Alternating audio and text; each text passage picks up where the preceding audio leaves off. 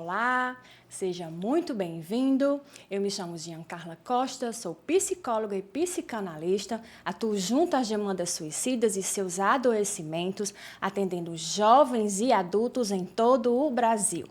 Este é o Record Podcast, nós estamos no 5º episódio e no episódio de hoje nós vamos falar sobre as demandas existenciais diretamente relacionadas às demandas suicidas.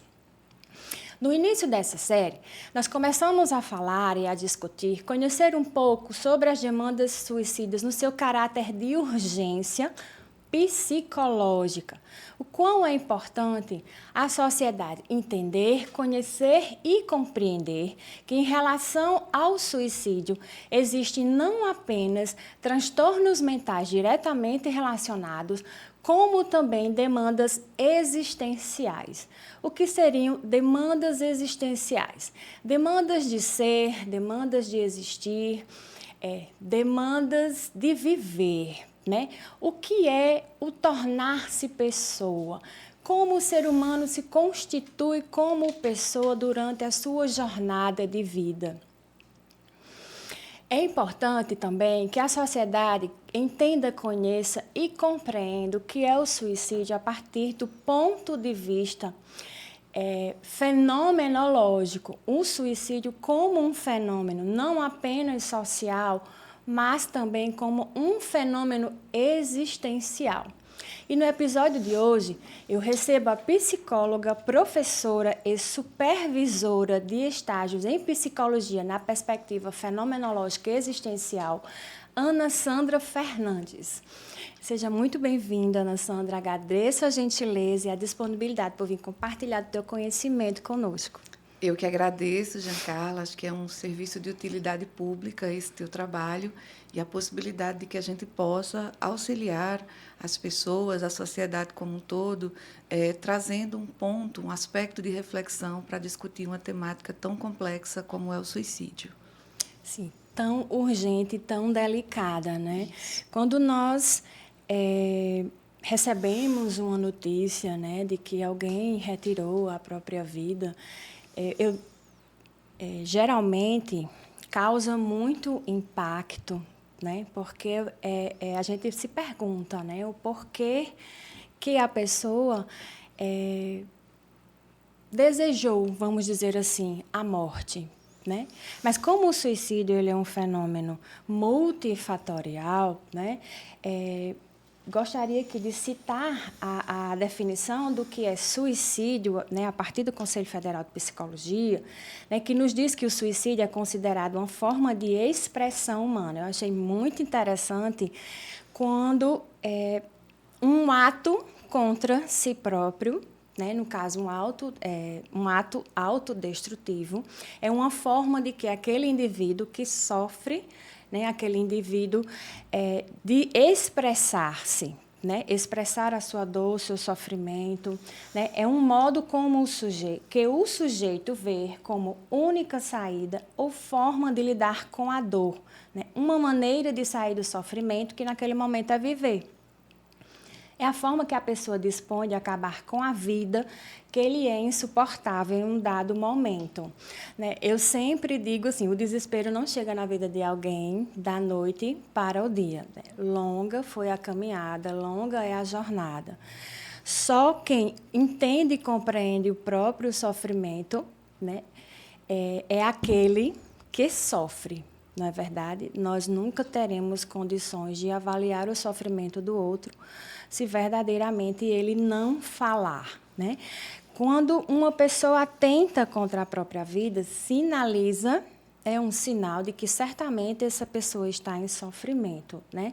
E quando o sofrimento se torna insuportável e incompreensível, a morte pode se tornar um caminho.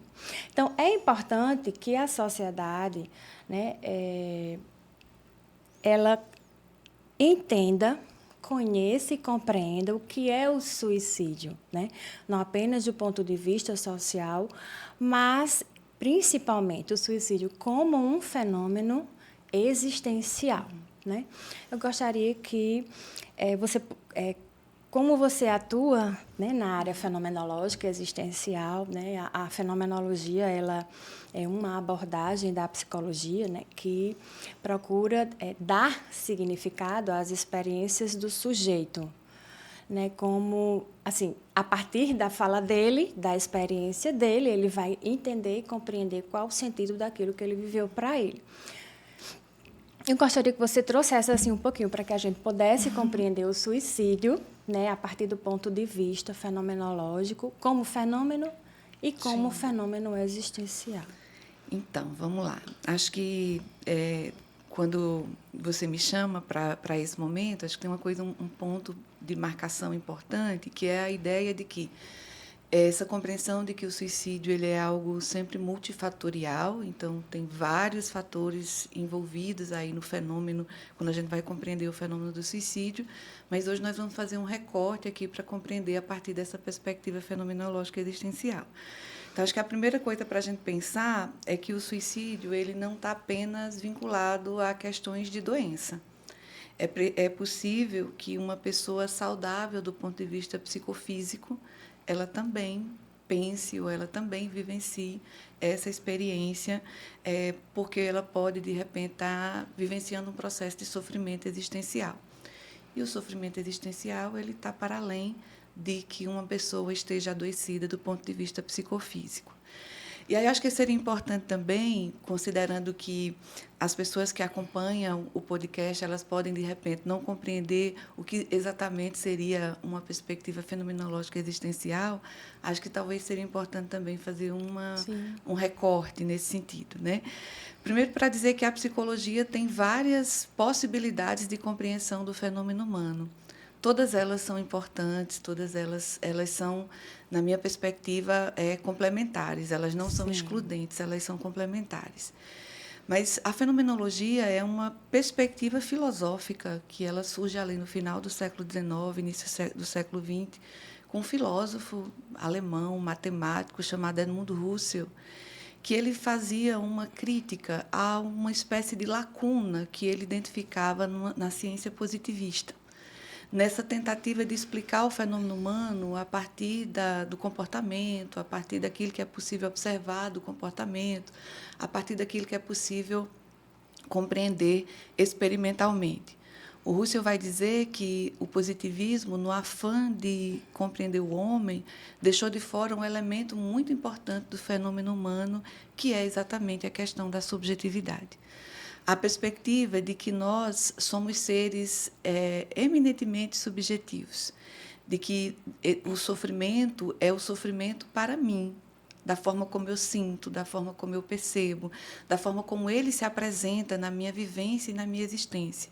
E que muito mais do que querer explicar as causas, os porquês, os motivos desse sofrimento, o que nós, enquanto psicólogos, precisamos é compreender aquilo que você falava na abertura, é compreender qual o sentido desse sofrimento na vida daquela pessoa.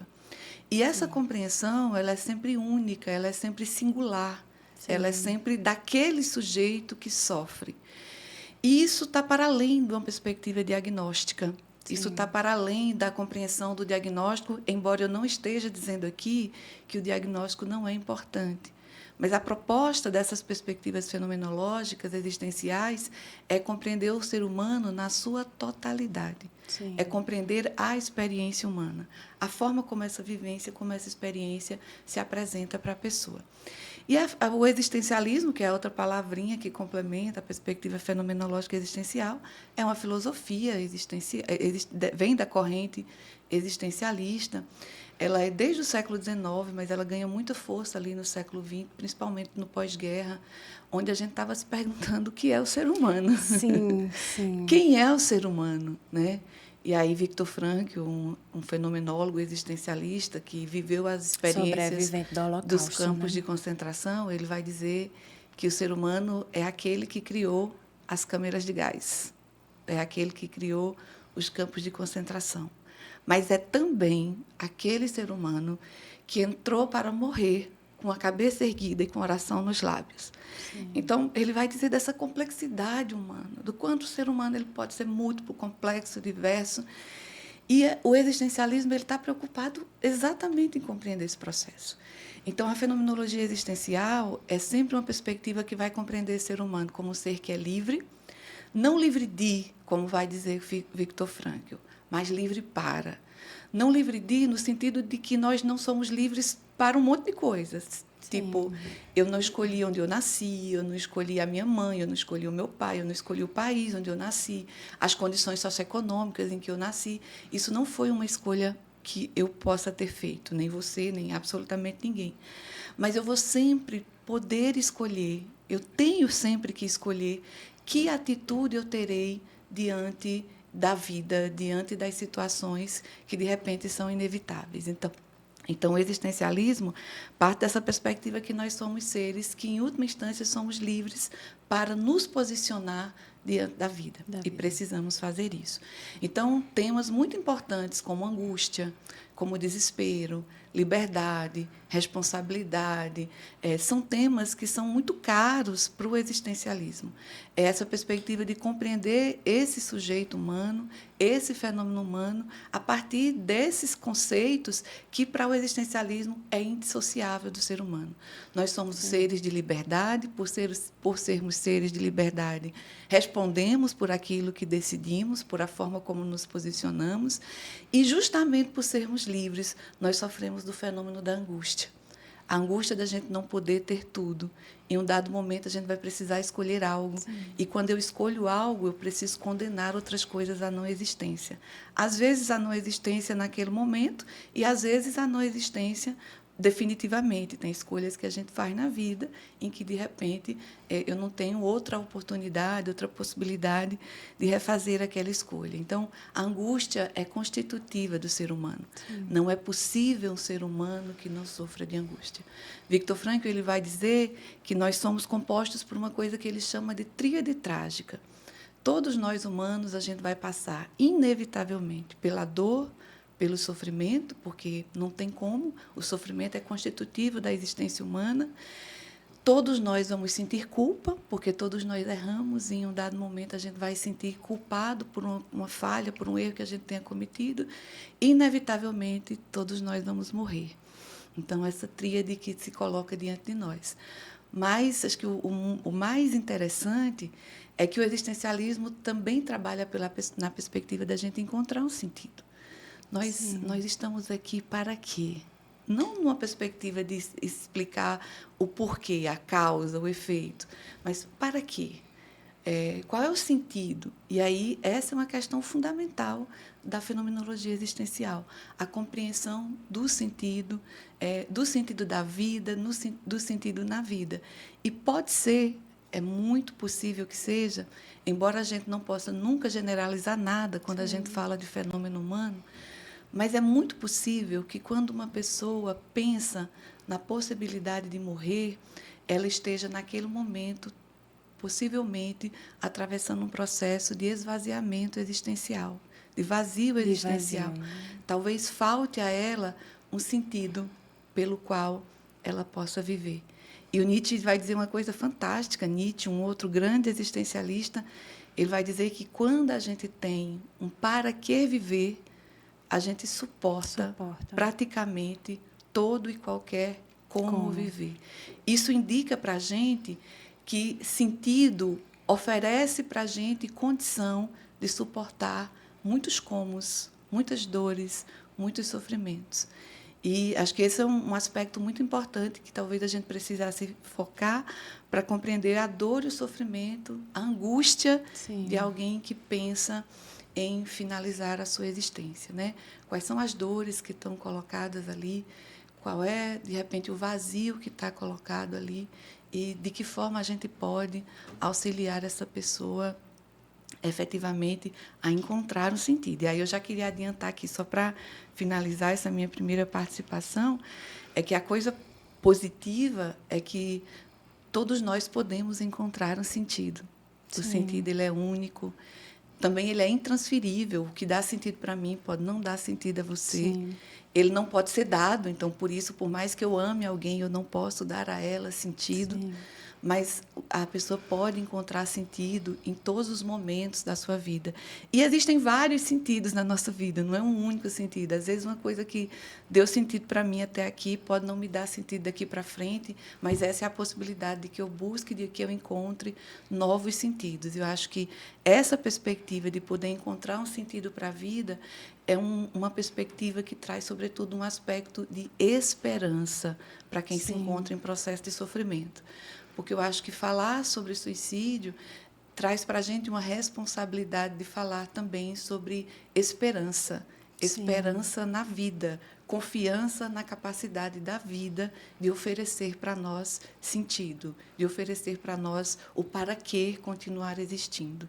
Sim. É muito interessante, eu gosto muito do existencialismo como filosofia, né? E tem a teoria psicossocial do Erik Erikson, eu gosto muito de olhar para aquela teoria e visualizar a existência, né? Porque do nascer ao morrer existe uma linha do tempo, né? E nesse caminho em que iremos percorrer como ser humano, né? Passaremos por fases ou estágios, como o Erik Erikson fala, mas num caminho de desenvolvimento e evolutivo também, porque precisaremos desenvolver fortalezas, ora desenvolver fortalezas, ora superar desafios, né? E nessa linha do tempo, eu compreendo, né? E é interessante que tem uma fala do Jean-Paul Sartre, uma fala do Sartre, que ele diz assim, que a existência precede a essência. Primeiro o homem existe para só depois constituir a si mesmo. Né? Essência construída a partir de suas ações e pelo que se faz com a própria vida. Né? Segundo Sartre, o ser humano é responsável por tudo o que é. A senhora trouxe essa questão. Né?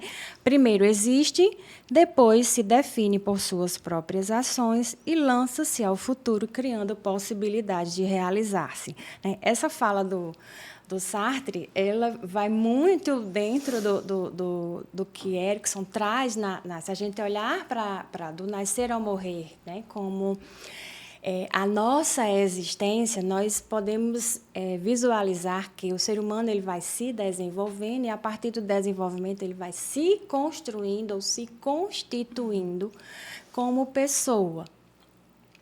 E é interessante que dependendo da forma como esta pessoa ela vai experienciando, percebendo, entendendo as experiências da vida, algumas situações podem ser tidas ou entendidas como verdades absolutas, né? E muitas vezes as pessoas seguem na própria vida. É interessante que da mudança de uma fase ou de um estágio, segundo o Erikson, muda o desenvolvimento, né, da fortaleza e a superação do determinado desafio. Mas dependendo no âmbito da vida, né, do que vai se vivendo e experienciando, da forma como essa pessoa introjetou, trouxe para dentro dela, ou entendeu e percebeu daquela forma, pode ser negativa, como pode ser positiva. Pode levá-lo para a saúde, como também possa levá-lo para o adoecimento. E é interessante assim, nós entendermos, né? Eu acho que a filosofia seria, como é que eu digo assim, o melhor lugar para nós entendermos, né, o que é o existir, o que é o ser, o que é o viver. Né? Porque não existe um ser humano apenas no ponto de vista biológico, né? Do ponto de vista fisiológico. Existe uma consciência, existe um estado de ser, um modo de viver, um modo de existir. Acho que é interessante acho que o sentido do que Sartre fala, né, que a existência precede a essência, tem um componente muito importante de mudança de chave aqui, porque a gente tem culturas filosóficas que dizem o contrário. Essa perspectiva sartriana, ela se opõe a uma perspectiva essencialista, Sim. de que nós nascemos com essência e de que a gente veio aqui desenvolver isso para o qual nós nascemos. Sartre disse que nós não nascemos com essa essência construída, definida. Nós nascemos e é a partir do processo de existência que nós vamos constituindo a nossa essência. A existência vai nos aproximando da nossa essência. O existir ele é fundamental para isso. Então, não tem outra forma da gente construir essa essência fora dessa existência. E quando que essa essência estaria constituída, terminada, finalizada? No momento da morte. Porque é a morte que finaliza para a gente todas as possibilidades de alterar qualquer coisa na vida. Mas, de fato, o Heidegger, Martin Heidegger, que é um grande também existencialista, ele vai dizer, talvez um dos mais influentes do existencialismo que a gente tem, ele vai dizer que ser é aquilo que possibilita que qualquer coisa seja. Né? O ser é aquilo que possibilita que qualquer coisa seja. Então, essas palavras, né, o ser, o viver, o existir, elas são constitutivas da experiência humana, da vivência humana, e eu acho que são conceitos fundamentais para que a gente possa compreender todo esse processo existencial. Acho que o viver ele vai exigir de nós, talvez, coragem e coerência. As teorias fenomenológicas existenciais elas trabalham muito fortemente com o conceito de autenticidade. Aquilo que nós temos um dever ser, um caminho que vai tensionando, inclusive é esse tensionar do ser para o dever ser que o sentido vai nos possibilitando. Sim. Esse questionamento, esse tensionamento do ser para o dever ser. E quando, de alguma maneira, a gente se distancia desse dever ser, daquilo que a pessoa é, isso pode produzir em nós processos de adoecimento. Adoecimento aqui seria o distanciamento entre aquilo que você efetivamente é e aquilo que você expressa, e aquilo que você vivencia, e aquilo que você vai colocando na sua vida. Lógico que a gente vive numa sociedade que é uma sociedade muito das aparências. Sim. Né? E é muito difícil, até quando a gente fala assim, mas como é que você se sente? Como é que é isso para você? Às vezes é difícil até acessar essas vivências, essas experiências, porque a gente está muito, talvez, condicionado, acostumado a não ser, apenas parecer ser alguma coisa. Só que esse processo de viver essa existência que exige de nós uma construção de autenticidade, existência que exige de nós a construção de uma essência, ela exige de nós que a gente responda à vida, que a gente vá construindo aquilo para o qual, aquele sentido para o qual nós estamos aqui para fazer. E cada vez que a gente vai se distanciando dessa autenticidade, daquilo que nós somos, daquilo que efetivamente nós sentimos, é possível que a gente vá vivenciando um processo, então, de adoecimento. Então, esse viver, ele pode ser um viver que caminhe para um processos saudáveis e ele pode ser um viver que também caminhe para processos de adoecimento. Não estou querendo dizer com isso que existe a possibilidade da gente viver uma vida sem nenhum tipo de sofrimento, sem nenhum tipo de intempérie. Isso não seria possível. O sofrimento é constitutivo. Mas até mesmo no sofrimento eu preciso encontrar sentido. Sim. Porque Frankl vai dizer que quando eu não encontro, que desespero, ele faz uma equação quase matemática, que o desespero existencial ele é o equivalente de um sofrimento sem sentido. É quando eu sofro e não consigo atribuir sentido a esse sofrimento. Não consigo encontrar um sentido para esse sofrimento. Se eu não consigo atribuir um sentido para esse sofrimento, eu posso fatalmente me desesperar. Desesperar Sim. existencialmente. E nesse desespero existencial, várias coisas podem acontecer em decorrência disso. Né? Então, acho que é importante olhar para esses fenômenos, a perspectiva de que a gente precisa ter um compromisso com a nossa existência. Ser é estar comprometido com a sua existência, comprometido com o mundo, comprometido com as nossas relações. Para a fenomenologia existencial, é impossível compreender o ser humano sem compreender que ele é um ser relacional. Não existe ser humano fora das relações. Então, é preciso que a gente seja para viver e para viver bem e para que a gente viva uma vida com sentido. É preciso que a gente tenha um compromisso com a nossa existência, com aquilo que nós somos, um compromisso com o mundo, um compromisso com as pessoas, um compromisso com a vida. E é preciso que a gente tenha, né? E aí parece assim uma coisa muito forte. É preciso que a gente tenha, mas no sentido de que é a partir dessa perspectiva que talvez a gente vá encontrando sentidos para trilhar esse caminho que não é fácil, que Sim. não é simples, que guarda uma complexidade. O existencialismo vai dizer que existir é um absurdo. A gente existe num mundo que a gente não sabe muito bem para onde veio, de onde veio, sabe a partir de uma perspectiva de fé, não sabe muito bem para onde vai, só é possível saber a partir de uma perspectiva de fé, mas que a gente precisa encontrar sentidos para poder existir nesse mundo do absurdo, nesse Sim. mundo das contradições, né? E aí, para que a gente suporte, talvez, de uma maneira mais, como é que eu possa dizer, mais coerente com a nossa existência, todo esse absurdo, talvez seja muito importante encontrar sentidos para a nossa vida, para a nossa existência. O para que eu estou aqui? O que essa vida efetivamente espera de mim? Que eu preciso fazer? Que precisa ser feito por mim? Como vai ter Viktor Frankl, que não pode ser feito por ninguém diferente de mim mesma. Então, essa constituição de ser no mundo como alguém que transforma e que é transformado por esse mundo, mas alguém que pode atribuir sentido à vida, ao mundo, às experiências e às vivências. Sim. O que a gente observa no consultório com pacientes, né, com demandas suicidas, né, a questão do vazio existencial, a falta que faz falta, né, acredito que assim, a falta do ser, né, quem eu sou, por que eu estou aqui, né, o porquê eu estou aqui tá muito relacionado ao sentido que dá à própria vida, né. Tem uma citação do Frei Jaime, eu não sei se é Bétega, se não me engano é Jaime Bétega, que ele diz assim, que a existência é uma construção que desconhece fim. Né? Eu acredito que ele tenha lido muito Sartre, né? O existencialismo, porque é como o Sartre mesmo fala, né?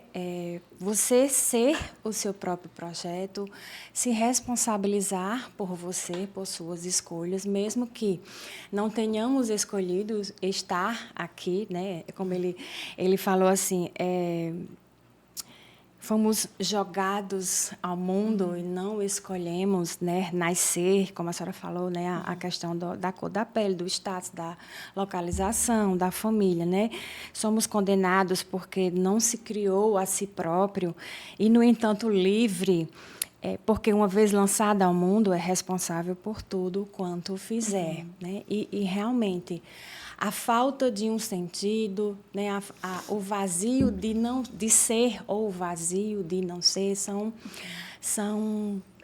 como é que eu digo assim, sintomas, né, muito expressos, né, por aqueles que já tentaram suicídio. Usando essa um pouquinho a fala do Jean Paul Sartre, né, nessa questão e também me apoiando, né, na teoria de Erik Erikson, a partir dos estágios, cada estágio desse traz um ensinamento, né, traz algo que a gente precisa desenvolver, né. Nessa fase da vida, nós podemos perder algum sentido em que tínhamos, vamos dizer assim, né, porque, existencialmente falando, uma criança, um bebê, né, ele existe a partir do outro, né?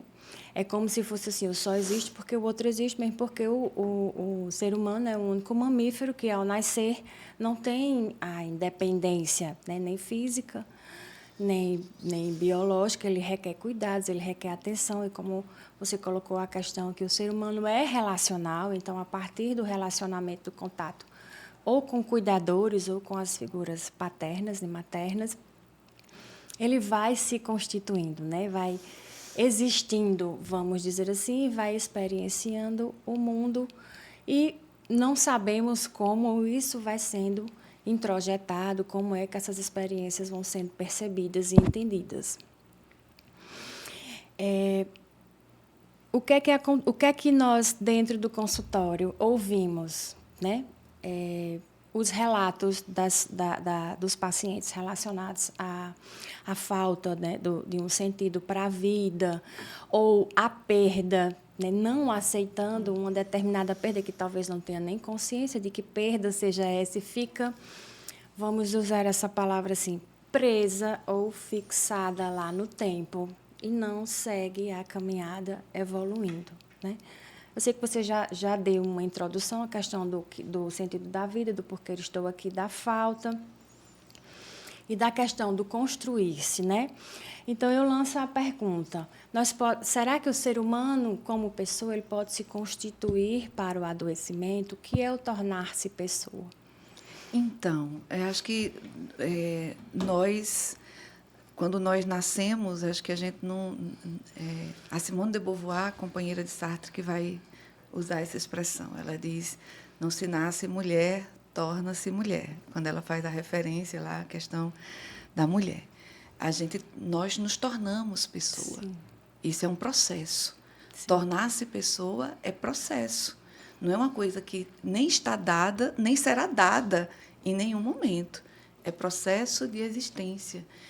É preciso que a gente se dê para a vida. Uhum. É preciso que a gente construa esses processos na vida. E, naturalmente, esse processo onde a gente vai experimentando a vida, experimentando as relações, experimentando o mundo, nós vamos nos constituindo enquanto pessoa, né?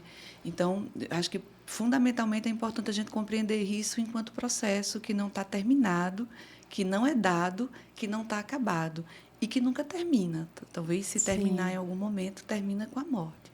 Enquanto nós estamos nessa caminhada, nessa jornada existencial, nós somos convocados a ser pessoa, né? Nós somos convocados a ser, né? E aí eu penso que você estava falando nesse processo da psicoterapia, né? Se a gente pode se constituir nessa perspectiva do sofrimento.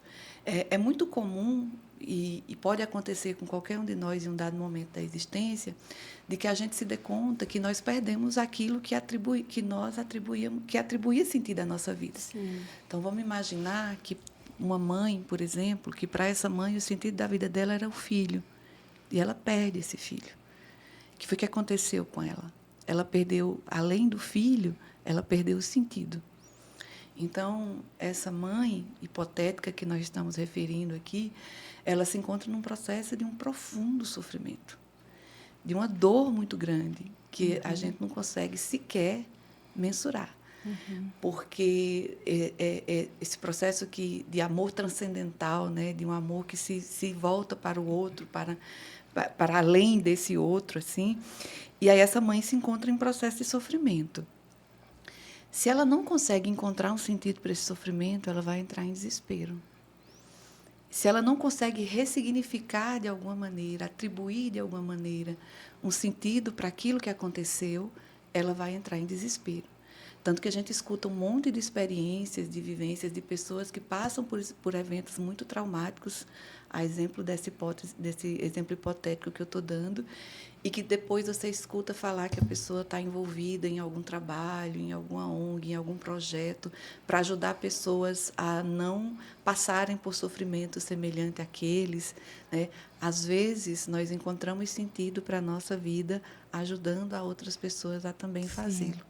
Acho que qualquer psicólogo vai poder dizer isso, que o nosso trabalho nos atribui, pelo menos estou falando da minha experiência pessoal, é um grande sentido para mim poder ser um elo, um canal de facilitação para que alguém possa, de repente, encontrar um sentido na sua dor e no seu sofrimento. E, naturalmente, é muito difícil alguém procurar uma psicoterapia fora desse processo de, pelo menos, dúvida da existência.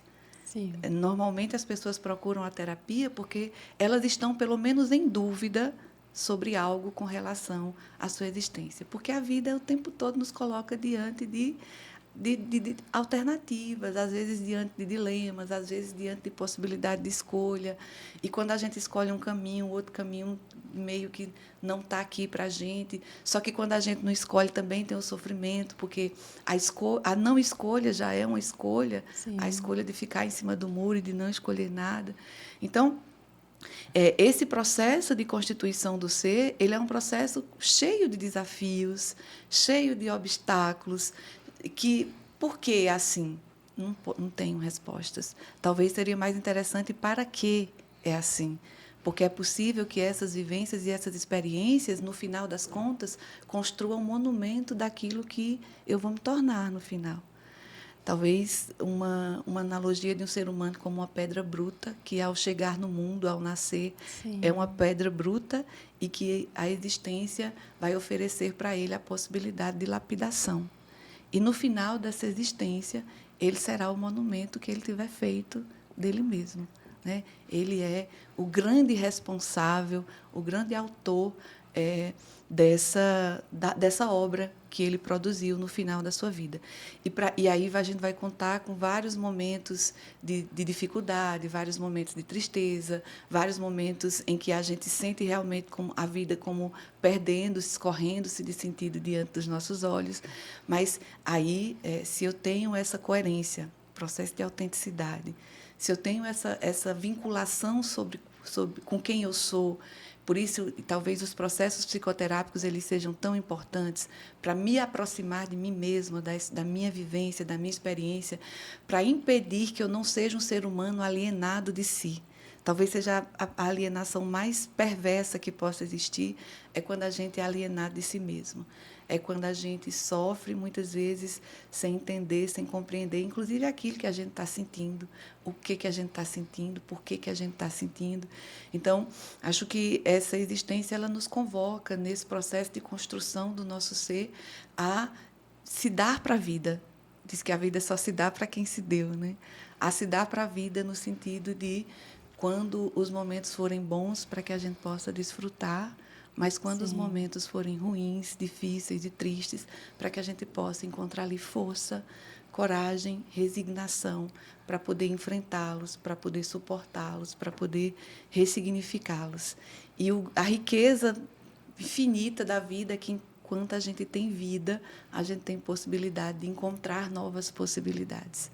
Né? Então, talvez seja esse... E aí eu sempre falo nessa perspectiva de ter uma fala de esperança, porque imagino que muitas pessoas que escutam ou que assistem um podcast como esse, eles talvez estejam na busca de encontrar alguma resposta, na busca de encontrar algum conforto. E talvez a perspectiva da gente dizer que a vida é sempre possibilidade. E que, enquanto a gente está vivo, ela se apresenta para nós em formas de possibilidade. E que a gente sempre pode escolher algo diferente para fazer. O Sartre vai dizer que não é aquilo que fizeram de nós, porque a gente tem pouco controle com o que fazem de nós. Podem fazer muitas coisas ruins contra mim e eu tenho pouco controle sobre isso. Não é o que fazem, não é o que a vida fez comigo, não é o que fizeram contra mim. É o que eu faço com aquilo que me fizeram. E aí volta de novo para a questão. Essa postura que você precisa encontrar, que você precisa realizar diante da vida. Né? Assim, não escolhi isso que aconteceu comigo. Não escolhi. Mas vou precisar escolher que atitude tomar diante disso que aconteceu comigo. Isso que faz com que o ser humano seja absolutamente único, absolutamente irrepetível. E eu sempre penso que se nós somos um projeto original, e nós somos um projeto original, seja o que quer que seja que nos constituiu, que nos criou, dependendo da fé e da crença de cada pessoa, nós somos um projeto perfeito, porque nós não nos repetimos. E aí, se nós não nos repetimos, se não existe ninguém igual a mim no mundo, é porque certamente eu tenho um sentido para realizar nesse mundo. Sim. É muito interessante, né? Essa questão do existir, do ser, do tornar-se pessoa, né? É interessante, tomando um exemplo que não tem assim muito a ver com a temática, mas uma mãe, ela não nasce mãe quando um filho nasce, mas ela torna-se uma mãe à medida em que ela vai vivendo, experienciando. É como se o viver, a partir da experiência, ele traz mais forte, vamos dizer assim, do ponto de vista do existir mesmo, né? É como se para existir você precisasse viver, né? E para viver você precisa encontrar um sentido para existir, como num ciclo, né? Não repetitivo ou aprisionar, que lhe aprisione, mas que de certa forma vai lhe permitindo corrigir as rotas, né? As situações difíceis elas vão exigir de você, além de trazer um aprendizado, né? Porque se nós não, aquilo que nós não podemos mudar, né? Externamente falando, não, como o Sartre falou, né? Não podemos mudar aquilo que fizeram conosco a situação traumática, o abandono, a negligência, mas podemos mudar o sentido, a forma como entendemos ou introjetamos, né, dentro de nós. E algo que realmente eu acredito, não só como profissional da saúde, mas como pessoa, né, como o Frei fala, né, o Jaime, que a existência é uma construção que desconhece fim. Então, nessa linha do tempo que nos foi dada, nós iremos nos construir, precisaremos reconstruir, ora seremos destruídos, né? Ora precisaremos limpar, né, o entulho, né, todo o terreno e recomeçar. E a pessoa que percorreu um caminho e que este caminho levou para o pensamento, a ideia, né, para um planejamento de retirar a própria vida, o que é que a gente percebe? Eles muito presos numa verdade absoluta, como se eles tentassem encontrar uma saída dentro do conhecimento que eles têm. Tem uma fala de Albert Einstein que diz que nenhum problema pode ser resolvido pelo mesmo estado de consciência que o criou, né? Então, se o caminho ou o estado de consciência, aquilo que você acredita, a forma como você se constituiu como pessoa, levou você para este lugar, não é esse mesmo estado de consciência que vai retirá-lo de lá, né?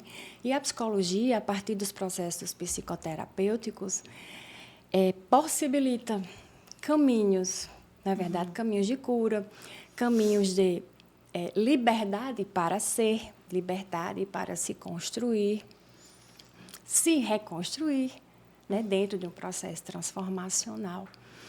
E, a partir disso, gerar a mudança de vida, né? Dentro da abordagem fenomenológica existencial, um processo psicoterapêutico, né? Ele possibilita não apenas o entendimento das experiências e dos significados, né, que para o indivíduo a partir de suas experiências. Né? Eu queria que você trouxesse assim um pouquinho do processo psicoterapêutico como um caminho, uma possibilidade de, vamos dizer assim, que essa pessoa que tenha, né, as demandas suicidas, que ela possa ver a psicoterapia como um caminho que possibilita ela sair daquele lugar. Eu acho que a psicoterapia, como você mesmo colocou, Giancarla, é um caminho, né? Acho que um caminho muito importante, se partir de perspectivas éticas importantes também, né? Então, toda e qualquer psicoterapia vai ajudar? Não sei. Por isso, a gente... Depende do outro, né, da então, pessoa. acho que a gente também tem um processo de responsabilidade, assim, de quando a gente vai procurar um psicoterapeuta, de ter muita nitidez, assim, se eu estou procurando alguém que tem uma formação, que tem uma qualificação, alguém que, assim, porque eu queria só fazer um parênteses, né? Como qualquer pessoa pode se auto-intitular psicoterapeuta, a psicoterapia não é uma prática regulamentada no Brasil. É muito importante que a sociedade tenha muito cuidado quando ela procura um psicoterapeuta, de que pessoa a gente está falando. Sim. Será que tem ali minimamente um psicólogo com formação, submetido a um conselho de classe, que tem a função de orientar, fiscalizar a profissão? Então, para a gente cuidar da nossa saúde mental, para a gente cuidar, o nosso autocuidado pressupõe um cuidado inicial, que é o cuidado com quem, né, assim, com quem a gente vai confiar essa possibilidade de cuidado. Por que eu estou dizendo isso? Porque se esse espaço psicoterapêutico for um espaço de julgamento, for um espaço de censura, for um espaço de não acolhimento, ele é um espaço profundamente desnecessário. E, infelizmente, a gente pode escutar relatos de pessoas que vão dizer que não se sentiram efetivamente acolhidas, compreendidas nesse processo. Uma pessoa que se encontra nessa situação, tudo que ela não precisa é de ser julgada. Sim. Tudo que ela não precisa é de ter os seus sentimentos não validados. Tudo que ela não precisa é de alguém que diga assim, poxa vida, é bobagem, deve ser porque você não acredita realmente em Deus, nas coisas, como a gente escuta muitas vezes numa perspectiva de senso comum. Então, acho que a primeira ressalva que eu queria fazer é que quando a gente procura um profissional para entregar, para confiar esse cuidado com a nossa saúde mental, que a gente cuide para que seja um profissional que tenha minimamente essa habilitação para poder fazê-lo, que tenha minimamente um compromisso ético para poder fazê-lo. E aí, acho que pensando nesse processo terapêutico, falando assim, especificamente das demandas, quando a pessoa vem com essa perspectiva, vou citar de novo o Frankl, porque o Frankl ele diz uma coisa muito interessante, né? Que ele diz assim, quando eu não consigo mudar a circunstância, eu sou obrigada a mudar a mim mesma. Sim. Né? Talvez seja um pouco na linha do que você estava trazendo. E é possível que muitas vezes as pessoas cheguem num processo terapêutico nessa condição e elas se percebam num beco sem saída. Eu cheguei num lugar e aqui não tem mais para onde ir. É tão insuportável esse lugar onde eu estou, é tão insuportável a dor que eu estou sentindo, que eu não vejo saída. Mas olha que coisa interessante. Se essa pessoa procurou a psicoterapia, é porque ela tem minimamente esperança de que possa existir uma saída. Porque se essa esperança não existisse, aí a esperança do verbo esperançar, se essa esperança não existisse, ela teria desistido antes de procurar a psicoterapia. Então, quando uma pessoa chega num contexto como esse para fazer psicoterapia, a gente precisa entender que ali pode ser a última chance que ela está dando para a vida. Sim. E olha o tamanho da responsabilidade para um psicólogo, nessa condição de psicoterapeuta, para entender que ele pode estar diante da última chance que aquela pessoa está dando para não desistir. Sim. Então, estou dizendo isso para a gente, não para assustar, sim, não para nos assustar. Mas como uma fagulha de esperança. Mas para dizer assim, presta atenção. Sim. Presta atenção, porque tem ali alguém que talvez esteja depositando nessa vivência, nesse processo, as últimas fichas, sim, existenciais que ela tem. Sim. E aí eu acredito que a psicoterapia precisa ser um convite para essa pessoa olhar para dizer assim, se eu não posso mudar a situação, como é que eu posso mudar a mim mesma? E aí existe 1000 possibilidades. Acho que a fenomenologia existencial ela vai dizer que a gente não trabalha com, por exemplo, com protocolos, porque pessoas elas são irrepetíveis. Sim. E cada pessoa ela é única, ela tem uma história de vida que é única, ela tem uma experiência de dor que é exclusivamente dela. E acho que uma primeira coisa que um psicólogo precisa fazer é ter a condição de acolher essa pessoa nessa experiência única, singular, irrepetível de dor e sofrimento que ela traz. Aqui é preciso uma suspensão fenomenológica, que é um conceito da fenomenologia, para dizer assim, que aqui não pode entrar em cena os meus valores, as minhas crenças, o que eu acho que é certo, o que eu acho que é errado, o que eu acho que é bom, o que eu acho que é ruim. Senão, eu vou perder essa oportunidade de ouro que eu tenho ali de poder auxiliar essa pessoa. Então, acho que para a gente pensar caminhos e possibilidades, para como que eu acolho essa pessoa e como que eu auxilio essa pessoa no processo de ampliar campo perceptivo, porque eu acho que, em linhas gerais, psicoterapia é isso. Como que eu amplio o campo perceptivo para perceber minha situação para além daquele caminho que eu estou vendo, para além, muitas vezes, daquele fim de linha que eu estou vendo? Como que eu posso auxiliar essa pessoa a ampliar essa percepção, a ampliar essa vivência, a partir de informações que a pessoa mesma traz sobre suas vivências, a partir do seu relato de vida, a partir do seu, enfim, a partir daquilo que ela traz. Então, acho que as psicoterapias fenomenológicas, elas têm ali como talvez um objetivo último essa perspectiva de auxiliar a pessoa a ampliar a percepção nesse movimento de encontrar um sentido. Um sentido Sim. na vida, um sentido para a vida. Eu acho que, em termos muito gerais, essa é uma perspectiva. E, ao contrário do que muitas pessoas pensam, que o papel de um psicoterapeuta nessa corrente teórica é um papel mais passivo, muito de escuta, não é bem verdade. É um papel, inclusive, numa perspectiva de quem está ali junto do outro, atuando junto com o outro, nessa perspectiva de auxiliá-lo a ver novas possibilidades, outras possibilidades, se tem essas possibilidades, como que eu posso perceber?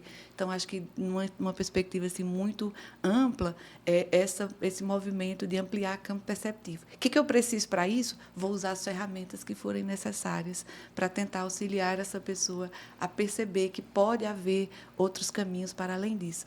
Porque, no final das contas, muitas pessoas que pensam em se matar, elas não pensam em acabar com a vida, elas pensam em acabar com a dor, Com o com o sofrimento. né? Se eu consigo auxiliá-la a atribuir um sentido a esse sofrimento, até que ponto ela não pode não deletar o sofrimento da vida Sim. dela, porque isso não é possível, mas talvez sofrer de uma forma em que ela consiga, em que aquele sofrimento consiga ser constitutivo da vida dela, mas que ela consiga sair daquele lugar para um outro lugar da sua existência, da sua vivência.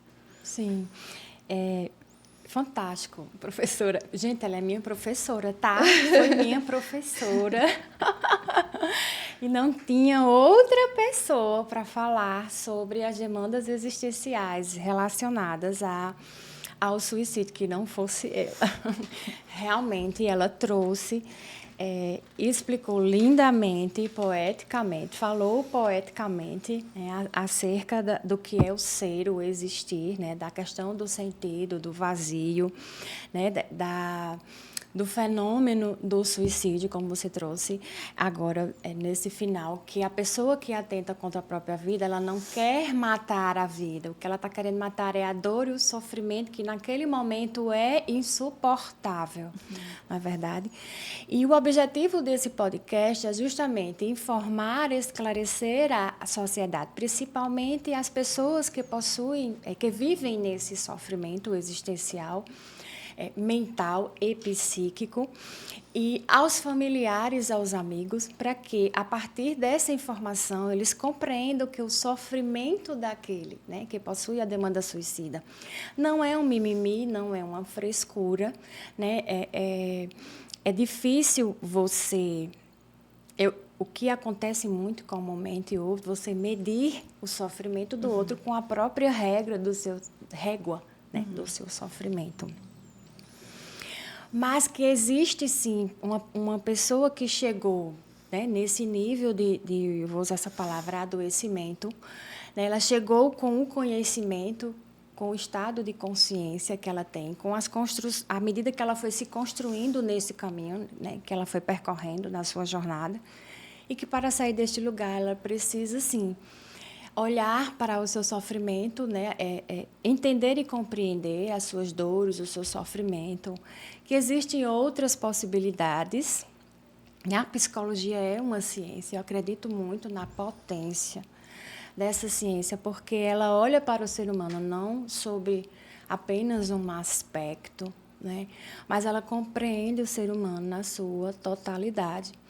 E que, ao olharmos para o ser humano, né, como um todo, a partir das suas vivências e das suas experiências, a partir da fala, do que ele traz, do que ele entendeu, do sentido que ele atribui àquilo que ele viveu, né, nós podemos ser, como Rogers diz, facilitadores nesse processo de reconstrução, né, principalmente de autoconhecimento. Porque como vou mudar aquilo que eu não sei que existe ou que precisa ser mudado? Para finalizar, gostaria que você deixasse se quiser deixar alguma mensagem, fazer algum chamamento. Esse podcast ele é um grito chamando a sociedade para acordar, né? Em fevereiro desse ano, a Secretaria de Saúde do Ministério da Saúde divulgou um boletim epidemiológico com dados atualizados da última década, né? E, coincidentemente ou não, eu concluí, mesmo sendo psicanalista, encerrei, né, concluí o curso de psicologia, e essa é a área que eu quero atuar. E eu quero me levantar mesmo, levantar uma bandeira e contribuir de alguma forma para que essa estatística mude, para que talvez no próximo boletim, né, essas taxas venham reduzir, reduzir e reduzir. Assim, Giancarla, acho que não tenho palavras para dizer do sentido e da importância desse trabalho. Você me apresentou agora como sua professora, é um orgulho enorme, né? Acho que o professor, ele sempre... A alegria de um professor é ver que o seu discípulo, por assim dizer, o ultrapassa de alguma maneira, né? E aí eu queria dizer assim, né? Tem um grande existencialista chamado Albert Camus, que ele vai dizer que o suicídio é, de fato, o único e real e grande problema da filosofia. Essa perspectiva de poder compreender por que em um dado momento da existência uma pessoa decide por colocar fim à sua própria existência. Acho que o suicídio, a gente focou aqui numa perspectiva fenomenológica e existencial, mas acho que o suicídio, ele também fala do nosso tempo, ele também fala da nossa sociedade, Sim. Ele também fala da nossa cultura. Acho que a gente também tem que se perguntar que lugar é esse, que sociedade é essa em que, de repente, as pessoas se sentem tão desesperadas que elas não conseguem continuar vivendo, continuar existindo. Então, por isso, quando eu reforço essa ideia de que o suicídio ele é um tema multifatorial e a gente precisa estar atento para todos eles. Talvez a gente precise pensar também nesse mundo como um lugar do ser, como um lugar onde essas existências possam ser olhadas de uma outra maneira. A gente tem coisificado muitos processos da vida, né? A gente está muito ligado hoje numa dinâmica de ter, de produzir, de ter que ser, de ter que fazer. Enquanto isso, nós estamos sufocando a dimensão do ser. Sufocar a dimensão do ser não é uma atitude sem resposta. Sim. E sem consequências. Esse ser sufocado, ele vai gritar de uma série de maneiras. Nós Sim. não estamos aqui para ter, nós estamos aqui para ser. Até porque, popularmente falando, a gente escuta muito dizer, daqui nós não levamos nada. Sim. Além, o que nós levamos é o que tem a ver com a construção do ser. Daqui só levamos o que construímos enquanto ser humano. Sim. Daqui levamos a obra-prima que lapidamos durante toda a nossa existência nos nossos processos de vida. Nos tornamos, aquilo que nos tornamos. Então, acho que o apelo e a convocação é para que a gente possa se pensar enquanto sociedade, para pensar que tem um papel aí social importante para ser olhado, e para que cada pessoa possa também olhar para si mesma, né? Quando a gente foge muito do projeto de ser, a gente vai adoecer. Talvez Sim. isso seja uma consequência inevitável. E pode ser que o caminho de volta desse adoecimento seja o caminho de encontro, seja o caminho do encontro consigo mesmo. É possível que voltar para encontrar-se consigo mesmo possa ser um caminho de retorno, um caminho que, de repente, possa atribuir sentido para a nossa existência. E aí, assim, acho que voltar-se, né? Vou terminar também citando Viktor Frankl, que vai dizer, né, que essa nossa capacidade existencial de autotranscendência, a capacidade de voltar sempre para algo, para alguém diferente de si mesmo, para que a gente possa, nessa busca de encontrar um sentido para a nossa própria vida, também auxiliar outras pessoas que estão no mesmo processo que a gente, na mesma busca que nós estamos. Por isso, não precisa ser só profissional de psicologia ou só um profissional da área de saúde para ajudar nessa temática. Eu acho que cada mãe, cada pai, cada irmão, Sim. cada filho tem um compromisso muito importante de prestar atenção, de estar atento, de cuidar daquelas pessoas que estão próximas.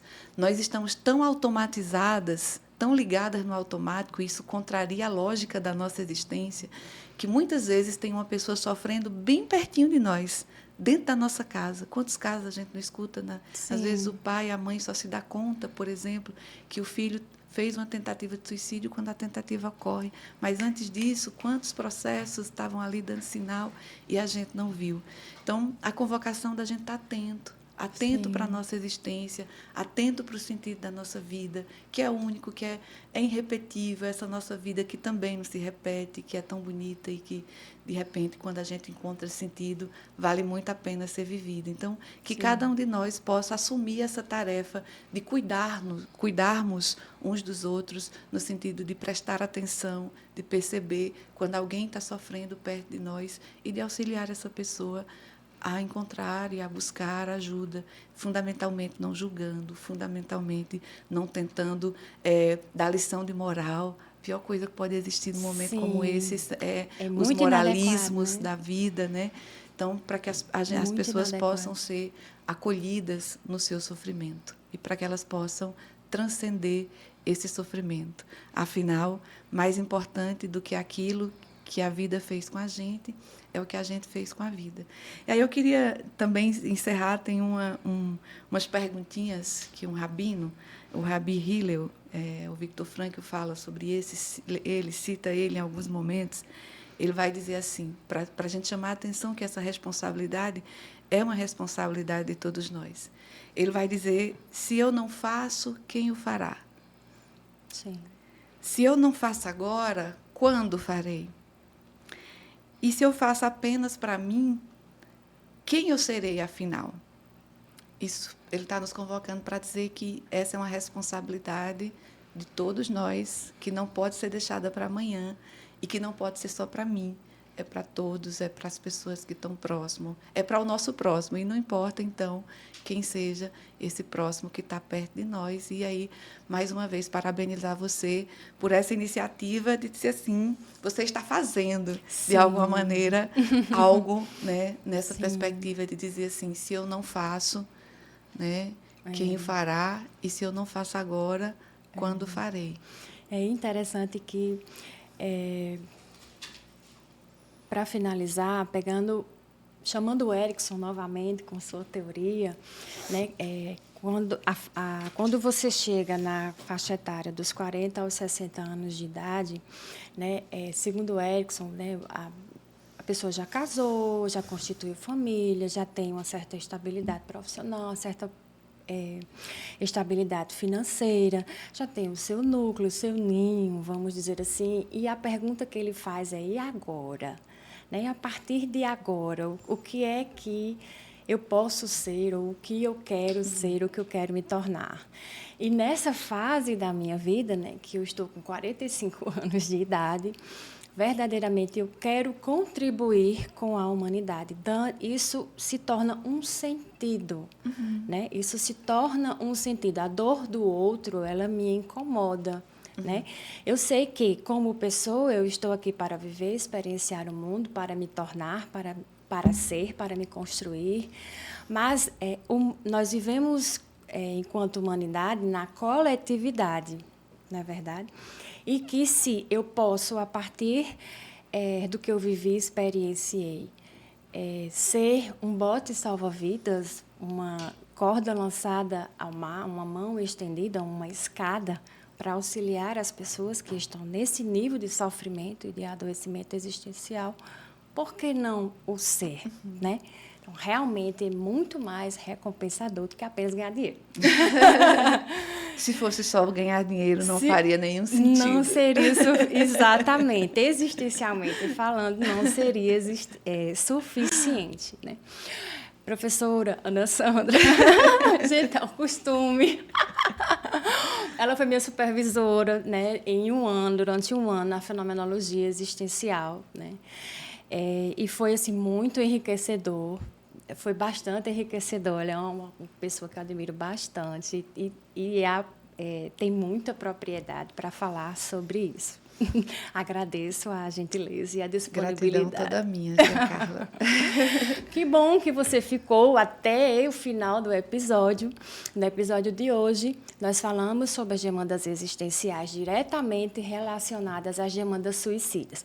Compreendemos, conhecemos e entendemos um pouco do que era o ser, o existir e o viver, né? A importância de um sentido para a vida, a importância que o sentido traz para a vida, para o existir, para o viver, né? Eu espero que verdadeiramente este conhecimento ele venha a acrescentar, venha a somar, venha a esclarecer, né, na vida de muitas pessoas. Se você conhece pessoas com demandas suicidas, compartilhe esse vídeo. Se você é um familiar ou um amigo de alguém que possui esse tipo de demanda, né? A minha intenção, o meu objetivo é que você possa entender um pouco do que é o sofrer daquele que deseja retirar a própria vida. No próximo episódio, nós vamos falar sobre o olhar ampliado da psicologia acerca das demandas suicidas. Eu espero vocês. Tchau, até lá.